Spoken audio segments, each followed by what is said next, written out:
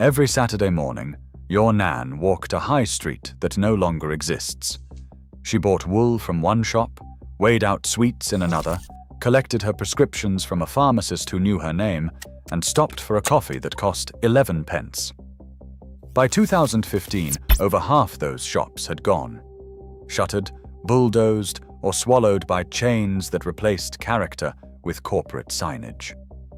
Number 18 on this list was so beloved that when it closed, grown men cried in the car park. And number 7 was not just a shop. It was a Saturday morning religion for every child in Britain. These are the 25 shops your Nan still talks about, the ones she swears were better. And honestly, she might be right. Number 25. The local cobbler. Every high street had one. A narrow shopfront, barely wider than a doorway, crammed with the smell of leather, polish, and machine oil. The cobbler sat behind a cluttered counter, surrounded by rows of shoes on wooden lasts, each pair tagged with a handwritten ticket. His hands were permanently stained with dye. His opinion on modern footwear was always the same. Rubbish. Throw away rubbish. A rezil cost about 3 shillings in 1958, and a good pair of shoes was expected to last a decade. Mothers brought children's school shoes in September, knowing the cobbler could stretch them half a size with his lasts and a damp cloth. Fathers had work boots resoled until the uppers gave out entirely. By the 1990s, cheap imported shoes made repair uneconomical. Why pay £8 to resole when Shoe Zone sold new ones for £12? The cobblers vanished, and with them went the notion that anything was worth mending. Number 24. The wool shop. Tucked between the chemist and the baker, the wool shop was a cave of color. Floor-to-ceiling shelves stacked with balls of double knitting, chunky arasi, and baby 4-ply in every shade imaginable. Your Nan would spend 20 minutes choosing between powder blue and duck egg for a cardigan she was knitting your granddad. The owner, always a woman, always patient, could tell you exactly how many balls you needed for a cable knit jumper just by glancing at the pattern. She sold Sirdar, Peyton's, and Wendy. Knitting patterns cost 15 pence and were traded between friends like state secrets. The rise of cheap imported knitwear in the 1980s killed demand almost overnight. When Woolworths started selling acrylic yarn at half the price, the specialists could not compete. Today, your Nan still has a drawer full of needles and half-finished projects, and she still insists that nothing from Primark feels like hand-knitted wool. If the wool shop was for knitters, the haberdashery was for everyone who sewed, mended, or made do. Drawers upon drawers of buttons, sorted by size, color, and material. Cards of elastic, reels of ribbon, packets of bias binding, press studs, and zips in every length. Your Nan could spend an hour matching a button to replace the one that pinged off your granddad's cardigan during Sunday lunch. The shop smelled of cotton and cardboard. In 1960, a reel of Silco thread cost 4p. Mending was not a hobby. It was how clothes lasted. When fast fashion arrived and a new blouse cost less than a decent zip, the haberdasheries closed one by one. The skill of mending went with them, replaced by a culture of disposal that your Nan still finds genuinely offensive. Number 22. The fishmonger. The marble slab. The crushed ice. The smell that hit you 3 doors away. Your Nan's fishmonger displayed the catch on a sloping counter. Whole fish with clear eyes and pink gills. Proof of freshness that no plastic-wrapped fillet could match. Cod, haddock, plaice, skate wings fanned out like playing cards, and buckets of whelks and cockles for the adventurous. The fishmonger wore a striped apron and filleted a whole fish in under 30 seconds. He knew which customers wanted bones for stock and which wanted skin off. A pound of cod cost about 2 shillings in 1958. By 1970, Britain had over 5,000 independent fishmongers. By 2020, fewer than 900 remained. Supermarket fish counters tried to replicate the experience, but could never match the knowledge, the banter, or the trust that came from buying off a man who had been to Billingsgate at 4 in the morning. Number 21. The greengrocer. Wooden crates spilling onto the pavement. Hand-chalked price boards. Paper bags, never plastic. Your nan's greengrocer sold what was in season because there was no alternative. Muddy carrots, knobbly parsnips, apples with blemishes that proved they came from an actual tree. He weighed everything on brass scales with iron weights, and he threw in an extra potato if your nan was a regular. Jersey Royals in May, English strawberries in June, Bramleys in September. That rhythm shaped how families ate. A pound of carrots cost threepence in 1955. Children were sent with a list and a 10-bob note and expected to bring back the correct change. Supermarkets killed the greengrocer not with better produce, but with convenience. One trolley, one queue, one car park. By the early 2000s, the independent greengrocer had become an endangered species, surviving only in communities too stubborn to let go. First pattern break. Here is where the story changes. Because some of these shops were not just places to buy things, they were institutions. Social hubs where your nan spent half the morning without buying anything at all. The next few entries are the ones people get genuinely emotional about. The shops that did not just sell products. They sold belonging. Number 20. The co-op divey counter. Before loyalty cards, before club card points, there was the co-op dividend. Your nan had a divey number memorized the way teenagers today memorize passwords.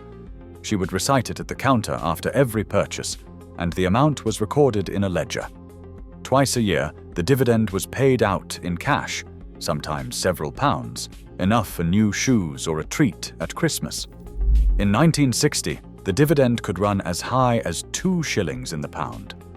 Families who did all their shopping at the co-op could accumulate a meaningful sum. The DV counter itself was a brass and glass affair, staffed by women who wrote in fountain pen with impeccable handwriting. The ritual of giving your number became a kind of social currency. Everyone knew everyone else's number. When the co-op modernized in the 1970s and replaced the divvy with stamps, then cards, then apps, something irreplaceable was lost. The personal ledger, the twice-yearly payout, the feeling that loyalty actually meant something tangible. Your nan still quotes her divvy number. Ask her. She has not forgotten. Number 19. The Ironmonger. A shop that smelled of paraffin, turpentine, and metal. Every inch of wall space was covered with hooks holding saucepans, brooms, dustpans, galvanized buckets, and rolls of chicken wire. The counter was a fortress of small wooden drawers, each containing a different size of screw, nail, or washer. You could buy a single screw, 1 hinge, 3 feet of chain. The Ironmonger sold everything for the house that was not food or clothing. It sold mousetraps, candles, clothes pegs, fire lighters, and paraffin by the gallon from a hand pump in the back. A galvanized mop bucket was 3 and 6. When B&Q and Homebase arrived in the 1980s, the Ironmonger could not compete on range or price. But he offered something no superstore ever replicated. He knew exactly which size washer would stop your tap dripping, and he would tell you how to fit it. BHS was not glamorous. It was not fashionable. It was dependable. When it closed in 2016, after 88 years on the British High Street, the grief was real. Your nan bought school uniforms there because BHS blazers lasted 2 winters. She bought curtains, towels, bedding, and lighting. The cafe served tea in proper cups for 60 pence and toasted tea cakes that tasted exactly the same in every branch, from Truro to Inverness. At its peak, BHS operated 182 stores and employed 11,000 people. Generations of children were dragged through BHS on Saturday mornings while their mothers examined duvet covers with forensic attention. When the chain collapsed, 11,000 jobs vanished overnight. But what people mourned was not the brand. It was the reliability. BHS was the shop where everything was decent, affordable, and exactly where you expected it to be. Number 17. The Record Shop. Not HMV, not Virgin Megastore. The independent record shop with handwritten recommendation cards taped to the wall and a listening booth in the corner. Your Nan might not have lingered here, but your granddad did. He bought singles for 1 and 6, LPs for 32 shillings, and knew the owner's opinion on every new release. The shop smelled of vinyl and cardboard sleeves. Saturday mornings meant flipping through racks, discovering album art, arguing about B-sides. The owner curated stock with personal taste that no algorithm could replicate. When downloads arrived, the shops could not survive. By 2010, the independent record shop had become a rarity. But the Saturday ritual of browsing, listening, and leaving with something you did not know you wanted, that belonged to a high street that no longer exists. Before Boots swallowed everything, Timothy White's and Taylor's was the chemist your Nan trusted. Founded in 1848, it grew to over 600 branches by the 1960s, selling medicines, toiletries, photographic supplies, and household goods. The pharmacist stood behind a raised counter in a white coat, dispensing prescriptions and advice with equal authority. Your Nan bought Yardley lavender soap, Sterident tablets, and aspirin in glass bottles with cotton wool stuffed in the top. Timothy White's had a particular smell, a blend of carbolic, talcum powder, and cough mixture that no modern pharmacy has replicated. Boots acquired the chain in 1968, and by the mid-1980s, the Timothy White's name had disappeared from every high street. Your Nan still calls Boots Timothy White's by accident, and she still maintains the soap was better. Second pattern break. Notice a pattern? Nearly every shop on this list was killed not by bad products, but by scale. Supermarkets and chain stores offered lower prices and longer hours, but they stripped away the human knowledge, the personal service, and the community connection that made the high street more than a place to spend money. It was a place to belong. The next entries are proof. Number 15. The Electrical Rental Shop. Radio rentals, DER, Rumbelows. Your Nan did not buy a television. She rented one. In 1960, a new set cost around 60 to 70 guineas, roughly 6 weeks' wages. Rental made it affordable at about 15 shillings a week, and if the set broke down, a man in a brown coat arrived the same day to fix it. The rental shop window displayed the latest models on rotating stands, their screens glowing with test cards and horse racing. By 1970, over half of British televisions were rented. When Japanese imports made televisions cheap enough to buy outright, the rental model collapsed. Rumbelows closed in 1995. Radio rentals followed, and with them went the reassurance that if the picture went fuzzy during Coronation Street, someone would come and fix it before the next episode. Number 14. The Tobacconist. A tiny shop, often barely 6 feet wide, with a glass-fronted counter displaying pipes, lighters, and rows of tobacco tins. The tobacconist sold loose cigarettes, 1 or 2 at a time, for those who could not afford a full packet. Woodbines at 2p each. Senior service. Players navy cut. The shop smelled of pipe tobacco and newsprint, because half of them doubled as newsagents. Your granddad popped in every morning for his paper and his smokes. The tobacconist knew his brand without asking. A packet of 20 players cost 4 shillings and 6p in 1960. When health warnings arrived and advertising bans followed, the specialist tobacconist began to disappear. Supermarkets sold cigarettes cheaper, behind shuttered displays, with none of the ritual. The everyday corner tobacconist, where your granddad knew the owner and the owner knew his brand, is gone.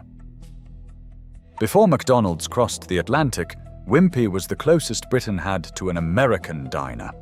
Founded in 1954, Wimpy served burgers on plates with knives and forks, a detail that set it apart from everything that came after.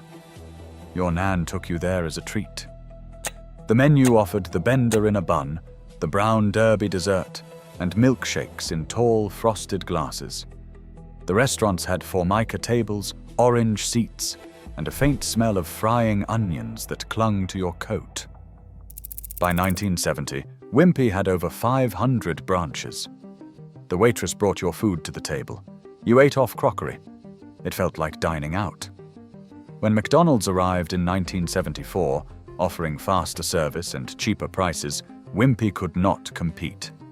Today, fewer than 70 remain. But ask anyone over 60 about their first burger, and the answer is almost always Wimpy. Always on a plate. Always with a knife and fork. Number 12. Freeman, Hardy and Willis. Your Nan bought shoes that lasted. Freeman, Hardy and Willis was the shoe shop on every major high street, its green and gold fascia as familiar as the post office next door. Staff knelt to check the fit, pressing the toe to ensure a thumb's width of room for growing feet. School shoes were purchased in August with the same solemnity as a school uniform fitting. The shoes were sensible, built to endure playground football and puddle jumping. A pair of children's shoes cost about £1 10 shillings in 1965. The chain merged with other brands, was absorbed into larger groups, and quietly vanished by the early 2000s. What disappeared with it was the certainty that shoes were investments, not disposable fashion. Number 11. The department store cafe. Not a coffee chain. A proper sit-down cafe on the top floor of the local department store, with tablecloths, waitress service, and a menu that had not changed since 1958. Your Nan met her friends there every Thursday. She ordered a pot of tea for two, a round of sandwiches with the crusts cut off, and a slice of Battenberg. The cafe overlooked the shop floor below, and from her table she could see who was buying what, and report back to the street. The tea came in a stainless steel pot. The bill came on a paper slip delivered on a saucer. Department stores like Debenhams, Rackham's and Kendall's all had cafes that served as the social headquarters of their towns. When the department stores closed, the cafes went with them. Costa and Starbucks filled the gap, but they filled it with paper cups, background noise, and strangers. Your Nan does not call that going out for tea. Glass jars lined the shelves from floor to ceiling. Pear drops, rhubarb and custards, sherbet lemons, cola cubes, bonbons, aniseed balls, and black jacks. The shopkeeper weighed them on brass scales and tipped them into a white paper bag, twisting the top with a flick of the wrist. A quarter of pear drops cost sixpence in 1960.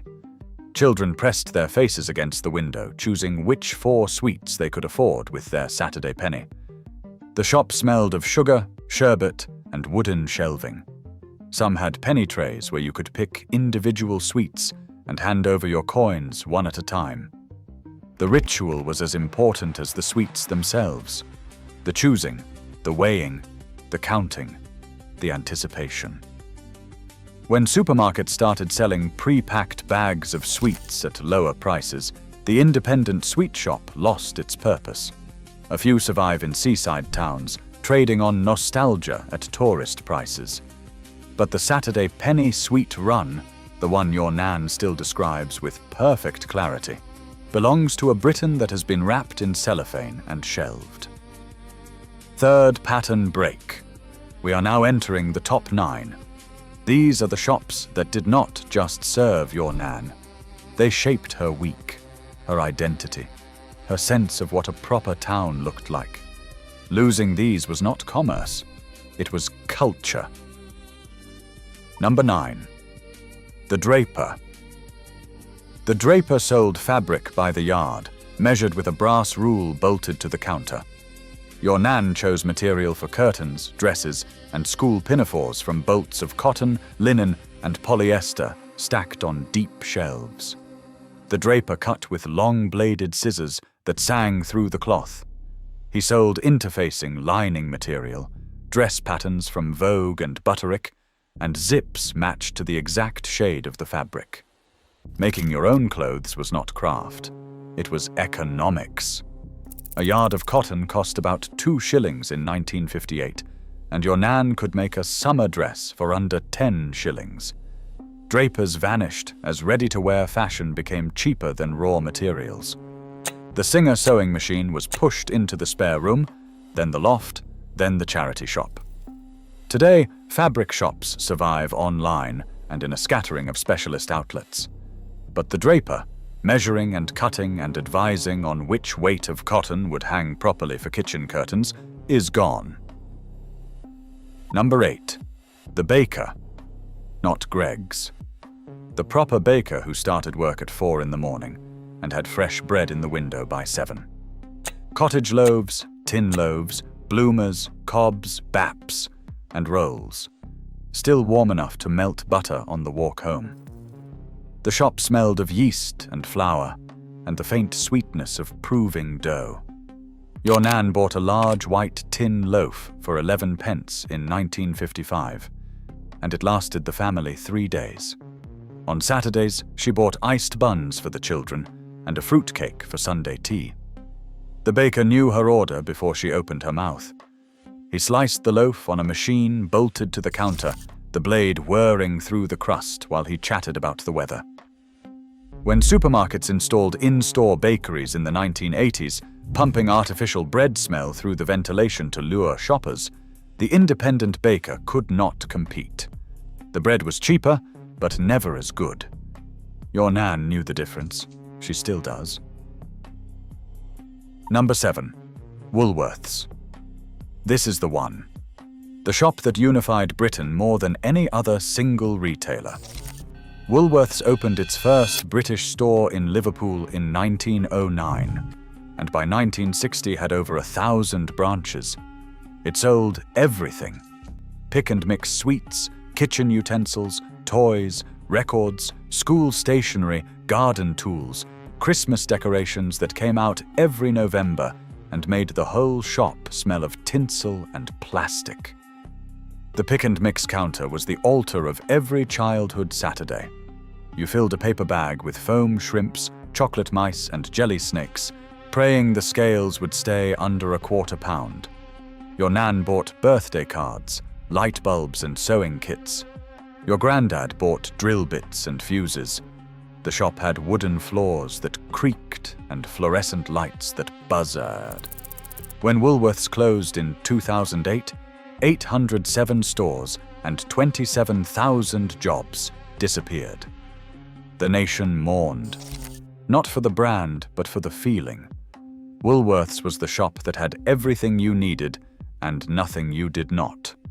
It was affordable without being cheap, familiar without being boring, and universal without being soulless. Nothing has replaced it. Nothing could. Number 6. The milk bar. Before Costa, before Starbucks, before coffee culture colonized every corner, there was the milk bar. Formica counters, chrome stools, and a menu of milkshakes, Horlicks, and frothy coffee served in glass cups. Teenagers gathered after school. Your Nan met her friends there on Saturday afternoons, before she was old enough for the pub. A milkshake cost about 9 pence in 1958, and you could sit for an hour without anyone asking you to leave. The jukebox played in the corner. The milk bar was Britain's first social space for young people, a place between school and home where nothing was expected except your company. By the late 1960s, coffee bars and then pubs had taken over, and the milk bars faded. A handful survive as retro curiosities, but the original spirit, sweet, innocent, and unhurried, belongs to a Britain that grew up and forgot where it used to sit. Before Tesco and Sainsbury's dominated British grocery, the Home and Colonial stores fed the nation from over 3,000 branches. Your Nan bought tea, butter, sugar, and tinned goods from a shop where everything was measured, weighed, and wrapped by hand. Butter was patted into shape with wooden bats. Cheese was cut from a wheel with a wire. Bacon was sliced on a hand-cranked machine. The shop smelled of smoked bacon and ground coffee. A quarter pound of tea cost about 1 6 in 1955. Home and Colonial was absorbed into Allied suppliers, then Safeway, then Morrison's, each merger stripping away another layer of personality until nothing recognizable remained. The name vanished. The service vanished. What replaced it was efficiency. Your Nan does not call that progress. Number 4. The haberdashery counter at Marks & Spencer. Before Marks & Spencer became a food destination, it was the place your Nan bought underwear, night dresses, and school vests with absolute confidence. Tucked in the corner was the haberdashery counter, selling buttons, thread, elastic, and mending supplies to a generation that still repaired instead of replaced. Your Nan bought Cortel cardigans, thermal vests, and St. Michael branded everything, knowing the returns policy was the most generous on the high street. The haberdashery counter disappeared quietly in the 1990s. Its loss symbolized something larger. It marked the end of the mending culture, the end of making do, and the beginning of an era where clothes were cheaper to replace than to repair. Sawdust on the floor, a marble counter, cuts of meat hanging from steel hooks in the window.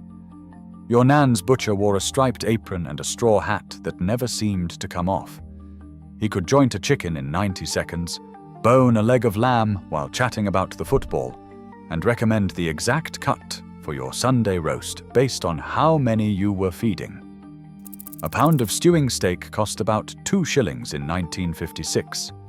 Your Nan ordered the same thing every Friday and collected it Saturday morning, wrapped in white paper and tied with string. The butcher saved bones for stock without being asked. He trimmed fat to her specification. He remembered that her husband liked his chops thick. In 1960, Britain had over 25,000 independent butchers. By 2020, fewer than 6,000 remained. Supermarkets offered pre-packed meat at lower prices, but they could never offer the knowledge that came from a man who had been cutting meat since he was 14. Number 2. The local Woolies pick and mix counter.